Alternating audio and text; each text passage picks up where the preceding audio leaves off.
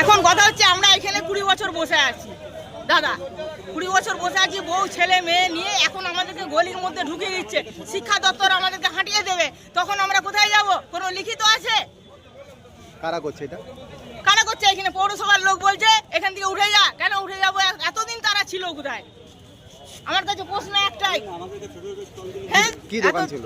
এই তো কাঠের দোকান, এই যে এখানে চাউমিন দোকান, খাবার দোকান, তাদের সংসার বউ ছেলে পেলে নিয়ে সব চলছে। কালকে আমাকে নিয়ে যেতে হয়। তোমরা যে হকারদের পুনর্বাসন না দিয়ে হকার উচ্ছেদ চলছে না, চলবে না।